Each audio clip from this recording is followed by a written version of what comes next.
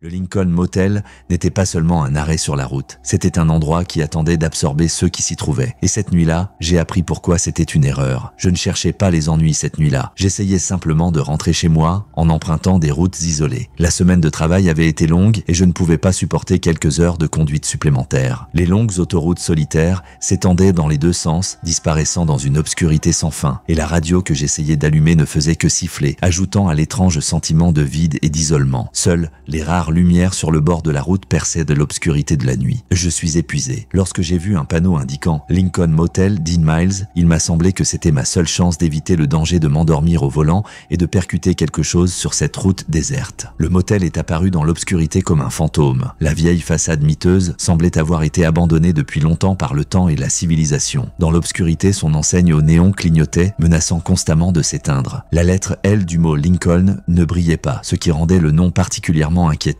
Chez moi, je n'aurais pas osé rester dans un tel endroit, mais la fatigue a pris le dessus. Mon corps était endolori d'être resté assis si longtemps et mes yeux me piquaient à force d'essayer de me concentrer sur la route. Lorsque je me suis arrêté à l'entrée, j'ai senti un léger frisson le long de ma colonne vertébrale, alors que la nuit était calme et qu'il ne faisait pas froid du tout. Un étrange instinct me soufflait que quelque chose n'allait pas, mais j'avais déjà pris une décision. Je resterai. Parfois, les décisions rationnelles l'emportent sur l'intuition, et cette nuit n'a pas fait exception. Je suis sorti de la voiture et j'ai entendu la brise nocturne faire bruisser les branches des arbres qui se trouvaient à quelque part derrière le motel. Le motel avait l'air presque abandonné, comme s'il avait été laissé là dans l'oubli, sans témoin de sa lente décomposition. Je grimpais les escaliers menant à la réception, chaque marche grinçant de manière menaçante sous mes pieds. Ce n'était pas le craquement habituel du vieux bois. Il avait quelque chose de fâcheusement artificiel. Comme un avertissement. Je suis entré dans le foyer. L'air y était lourd, un mélange d'humidité et de vieille poussière se déposant sur toutes les surfaces. Une ampoule jaune pendait du plafond, éclairant à peine la pièce, projetant des ombres étranges sur les murs qui tremblaient au rythme de son clignotement. Je sentais le poids de cet endroit sur moi, comme si l'atmosphère même essayait de me retenir, de me faire reconsidérer mon choix, de partir. Mais où pouvais-je trouver refuge sur cette route solitaire ?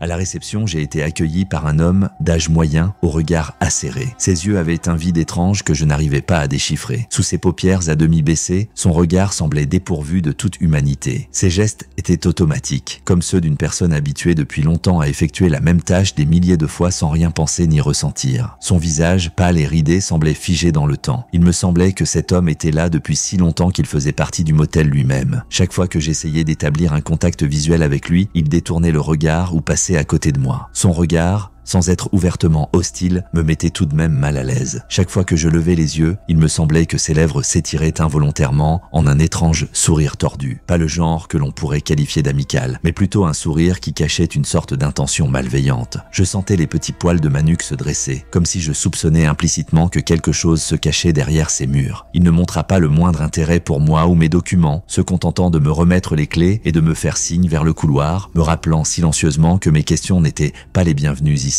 On aurait dit que son visage n'avait jamais connu d'expression de joie ou d'implication émotionnelle. Les clés en papier étaient un peu humides au toucher, comme si elles avaient séjourné dans une cave humide. L'homme n'a même pas essayé de me saluer. Ses mouvements étaient routiniers, comme une machine. Et son discours silencieux était une autre confirmation que je n'étais pas un invité bienvenu ici. Il a levé le doigt pour faire un geste vers le couloir et je n'ai pas pu m'empêcher de remarquer que ses ongles étaient couverts d'une saleté sombre et moisie, comme si quelqu'un avait fait quelque chose d'inacceptable ou ne se souciait pas du tout de l'hygiène. Ses ongles étaient sales et ses vêtements semblaient trop vieux, comme s'il avait vécu ici pendant des siècles, se fondant dans l'atmosphère lugubre de l'endroit. Ses doigts tremblaient légèrement et j'ai cru un instant que ces tremblements pouvaient être la manifestation d'une quelconque maladie nerveuse. Sa chemise, autrefois blanche, était maintenant jaunâtre, avec des taches qui indiquaient clairement des années d'usure. Je me sentais de plus en plus mal à l'aise à l'idée que cet homme ait pu surveiller tous les clients de ce motel pendant des années sans laisser à personne un sentiment de paix. Il semblait que les murs du motel l'avaient pris dans leurs entrailles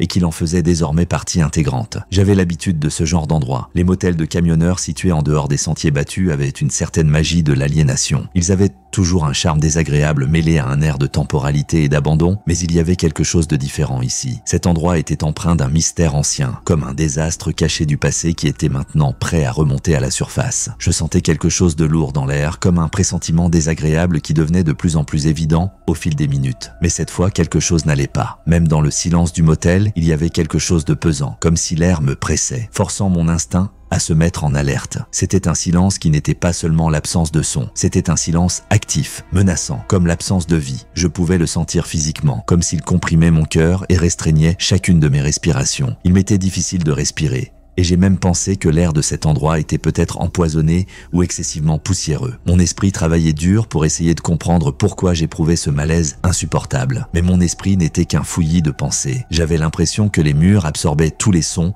et tous les mots prononcés ici, laissant derrière eux le silence. Toutes mes tentatives pour parler à la réceptionniste ou même simplement émettre des sons semblaient inutiles. Chaque mot que je prononçais était absorbé par ces vieux murs miteux, comme s'ils aspiraient le son, le transformant en un écho brumeux qui se dissipait dans le néant. J'étais saisi d'une étrange prémonition. Chaque visiteur de cet endroit y avait laissé une partie de lui-même et je laisserais moi aussi une ombre de moi-même qui errerait ici à jamais. Alors que je m'enregistrais, la porte du hall s'est ouverte brusquement et un autre client est entré dans le motel. Le vent qui entrait apportait avec lui une odeur d'humidité et de froid qui me fit frissonner. C'était un jeune homme d'environ 25 ans avec un sac à dos noir sur l'épaule et une expression fatiguée sur le visage. Ses yeux étaient rougis par la fatigue et il avait l'air d'avoir lui aussi passé de longues heures sur la route. Il m'a regardé et a souri un peu, mais son sourire était tendu et court, comme s'il ressentait le même sentiment inexplicable d'anxiété que moi. Il m'a semblé qu'il voulait dire quelque chose, peut-être même m'avertir de quelque chose, mais il s'est ravisé et s'est tourné vers la réceptionniste. C'était un jeune homme d'environ 25 ans, avec un sac à dos noir sur l'épaule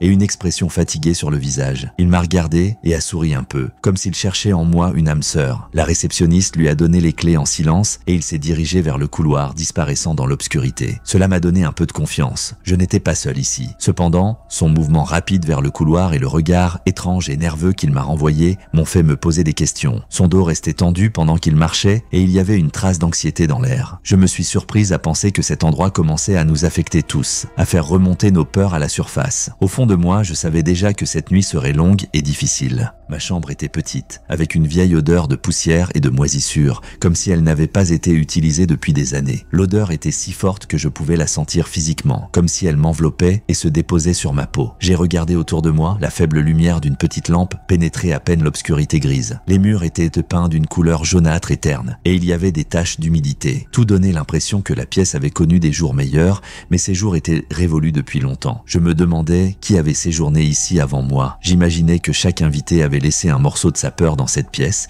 et que cet endroit était maintenant rempli de tous leurs cauchemars. Chaque surface semblait recouverte d'une subtile couche de poussière grise qu'il était difficile d'enlever même avec les doigts. J'ai passé ma main sur la table de nuit et la poussière est restée sur mes doigts, laissant une traînée sale et désagréable. C'était comme si la pièce avait été figée dans le temps, comme si personne n'était venu ici depuis des années. Je me sentais de plus en plus mal à l'aise à l'idée que cette pièce avait été le témoin de quelque chose de grave, quelque chose que je préférais ignorer. Le lit était recouvert d'une couverture en désordre qui avait probablement connu de nombreux propriétaires avant moi. J'ai hésité à m'y allonger, car la couverture avait l'air usée et il y avait des marques comme si elle n'avait jamais été vraiment lavée. Le matelas était enfoncé sur les bords, comme si des personnes étaient restées allongées pendant des heures, perdues dans leurs sombres pensées. J'imaginais que ces personnes pouvaient également ressentir ce qui me hantait à présent, le sentiment étrange que quelqu'un d'invisible m'observait et analysait mes moindres faits et gestes. Mais comme je n'avais besoin que d'un lit, je n'ai même pas pensé à me plaindre. Ce qui m'a mis la puce à l'oreille, c'est une étrange prise de courant sur le mur. Elle ne semblait pas conçue pour les appareils modernes. Elle avait l'air archaïque et plusieurs autres vieux câbles s'étendaient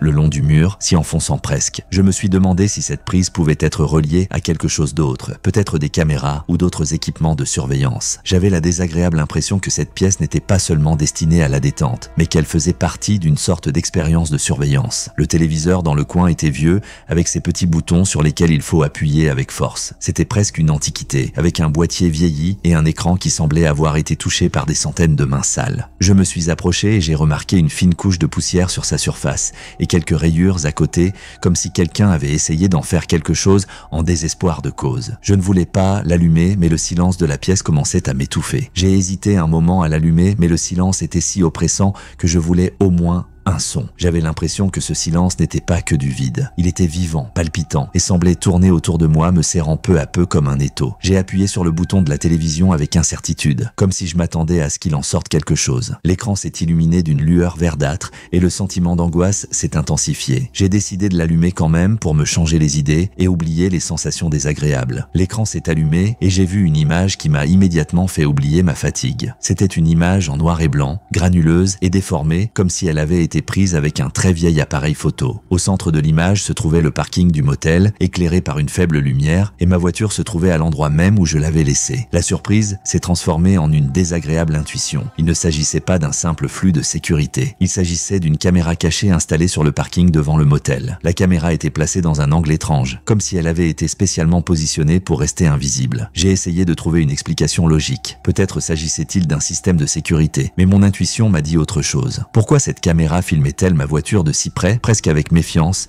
comme si quelqu'un essayait intentionnellement de me suivre? J'ai vu ma voiture. Mon cerveau n'a pas pu trouver rapidement une explication rationnelle à ce phénomène. La caméra montrait la voiture sous un angle étrange, comme si elle avait été placée à un niveau bas pour éviter d'être vue. J'ai senti des frissons froids me parcourir l'échine. Quelqu'un aurait pu être assis devant l'écran et surveiller mes moindres faits et gestes depuis mon arrivée. Je me suis senti petite et sans défense, comme un insecte sous une loupe. Cette pensée m'empêchait de respirer. L'image était granuleuse, ce qui ne faisait qu'accroître mon anxiété. J'avais l'impression d'être observé à la dérobée, quelque part dans l'obscurité. Ce grain avait quelque chose de particulièrement inquiétant, comme si le monde que je voyais à travers la télévision ne correspondait pas tout à fait à la réalité. Chaque grain de l'écran semblait menaçant, comme s'il faisait partie de quelque chose de plus grand, d'invisible, qui essayait de me prendre dans ses filets. J'ai levé la tête et j'ai regardé autour de moi. Les ombres dans les coins semblaient s'épaissir, comme des taches mouvantes qui tentaient de se rapprocher de moi. Chaque objet dans cette pièce semblait étranger et hostile, comme s'il faisait partie d'un vaste et sinistre stratagème. J'ai soudain eu l'impression que je n'étais pas seulement seul dans cette pièce. J'étais surveillé, et ces murs en savaient plus sur moi que je ne le souhaitais. Chaque ombre me paraissait suspecte, chaque bruissement me faisait tressaillir. J'essayais de me convaincre que ce n'était que mon imagination, mais chaque seconde passée dans cette pièce ne faisait qu'accroître ma peur. Les ombres semblaient bouger quand je ne les regardais pas, et à chaque nouveau bruissement, je sentais mon cœur battre la chamade. Mon corps était tendu et mon cerveau cherchait un moyen de se sortir de ce piège. Ce sentiment de ne pas être seul devenait de plus en plus fort. En éteignant la télévision, j'ai écouté et j'ai de nouveau entendu un léger son qui ressemblait à un chuchotement.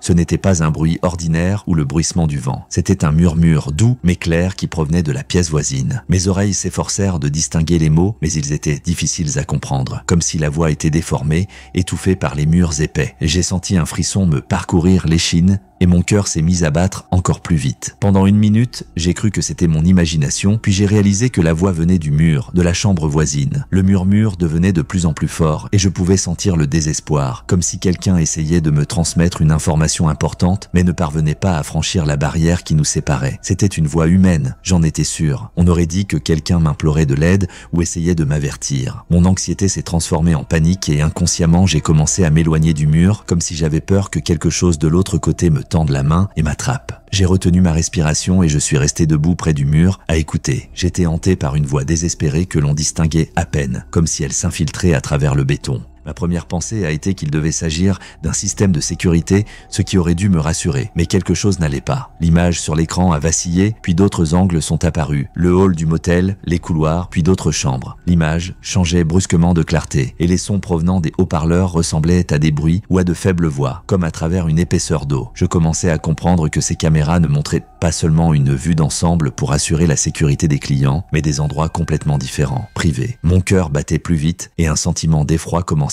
à m'envahir. J'ai commencé à appuyer sur les boutons de la télévision, mais je ne pouvais rien changer. Les images passèrent sans cesse d'un endroit à l'autre qui ne devrait pas être visible. L'une des chambres me semblait très familière. Le même couvre-lit, le même vieux papier peint sur les murs. Il m'a fallu 1 seconde pour réaliser qu'il s'agissait de ma chambre. Quelqu'un m'observait. J'ai éteint la télévision, essayant de me calmer, mais la panique avait déjà commencé à prendre le dessus. La pièce m'a semblé soudain petite, comme un piège. Le plafond semblait commencer à s'enfoncer et le silence s'emparait à nouveau de tout ce qui m'entourait. Je voulais quitter ce motel, mais une partie de moi me disait qu'il valait mieux ne pas faire de bruit avant d'avoir compris ce qui se passait. Je m'approchais prudemment de la porte et regardais par le judas. Le couloir était sombre et, dans la la pénombre, je pouvais voir une ombre se déplacer autour de la porte voisine. Quelqu'un était là, quelqu'un passait silencieusement devant ma chambre. Il ne s'agissait pas d'une patrouille ou d'un contrôle, c'était une surveillance silencieuse. Soudain, j'ai entendu un doux murmure derrière le mur. C'était une voix. Au début, je n'ai pas pu distinguer les mots, puis j'ai compris qu'il s'agissait d'une demande de fuite. C'était le même jeune homme que j'avais vu à la réception. Il semblait paniqué. Le chuchotement s'est interrompu et je me suis retrouvé dans un silence qui est redevenu pesant. Je sentais que quelqu'un ou quelque chose autour de nous regardait et nous écoutait. J'ai ouvert la porte de ma chambre et je suis sorti dans le couloir en essayant de faire le moins de bruit possible. Cependant, le sol craquait sous mes pieds et le son semblait si fort que c'était comme si je criais ma présence. Le couloir était comme un labyrinthe, sombre et étroit, avec des murs qui semblaient se refermer sur moi à chaque pas. Un bruit lointain,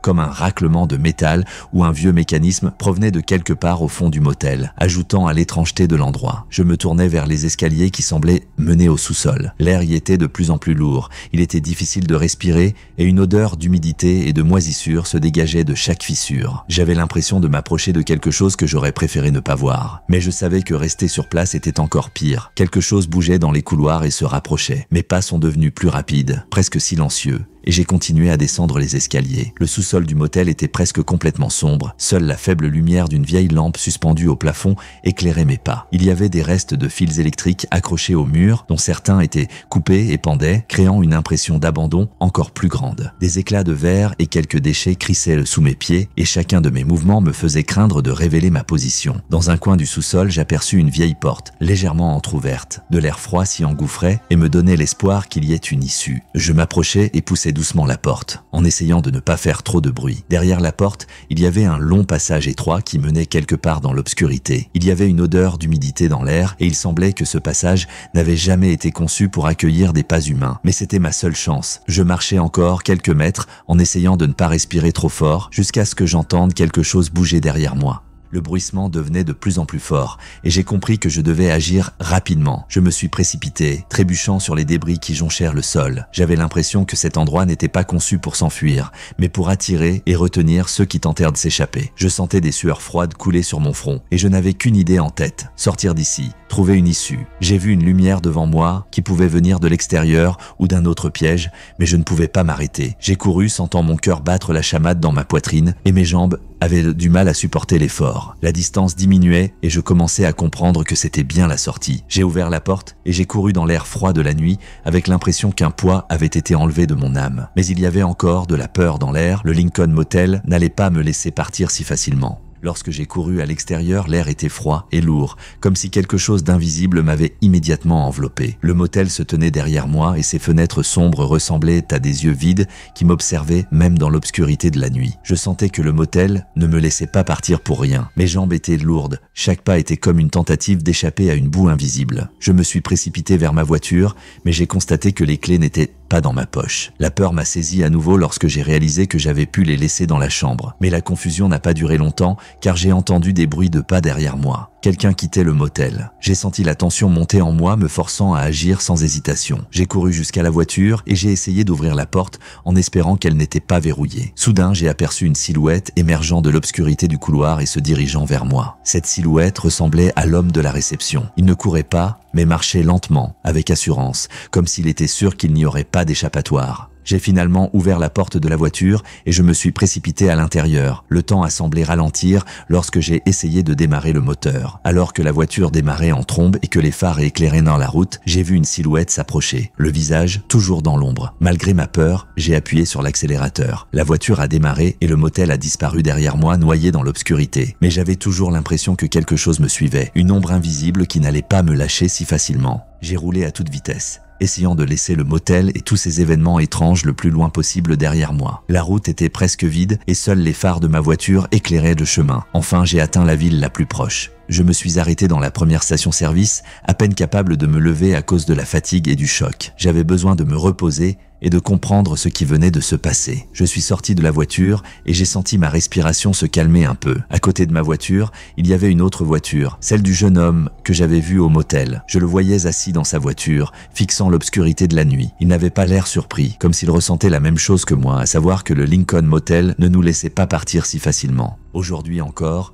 alors que j'écris ces lignes, Je sens mon cœur s'accélérer au seul souvenir de cette nuit-là. L'ombre du Lincoln Motel reste en moi. Je ne peux plus emprunter cette route et je ne resterai plus jamais dans des motels sur des autoroutes isolées. Je sais que quelque chose y a laissé des traces dans mon esprit. Le silence, les yeux attentifs des fenêtres, ces pas qui me hantent, même dans mes rêves. Parfois, je me réveille au milieu de la nuit avec l'impression que quelqu'un se tient près de mon lit et m'observe. Ce ne sont que des ombres qui dansent sur les murs à cause de la lanterne à l'extérieur de la fenêtre, mais je peux encore sentir leur présence. Peut-être que le Lincoln Motel ne m'a pas oublié. Peut-être qu'un jour je m'y retrouverai, dans le labyrinthe des couloirs, entendant à nouveau les pas lourds derrière moi.